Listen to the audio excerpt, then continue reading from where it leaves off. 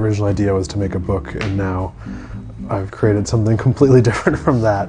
Libraries are something special. They're social service centers, they provide internet access, a book, or simply a place to sit, unbothered for hours. Now, imagine a small business that operated on that same ethos. Well, you might find that here in Echo Park at Heavy Manners Library. Co-founder Matthew James Wilson was working on a book, but ended up starting this art space and lending library. The original idea for the book was about how the internet has shaped art making over the past 30 years. The internet that I remember growing up with is so different from what the internet feels like now. I think I really wanted to get back to the idea of like surfing and navigating and ending up somewhere that you never expected to. It sort of all culminated into this idea of starting an independent library.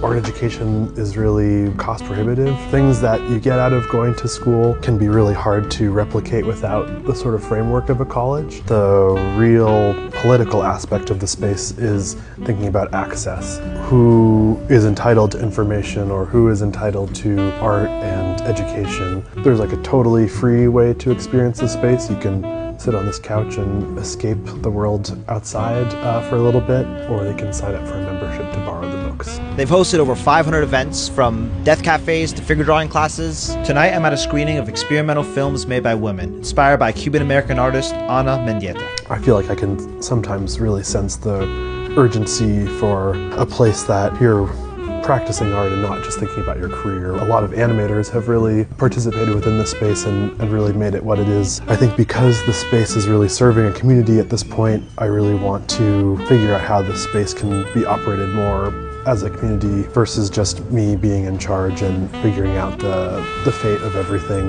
You can drop by the library at the corner of Sunset and Alvarado, and maybe even attend their holiday market and craft fair on the weekend after Thanksgiving. That's Saturday, November 30th and Sunday, December 1st.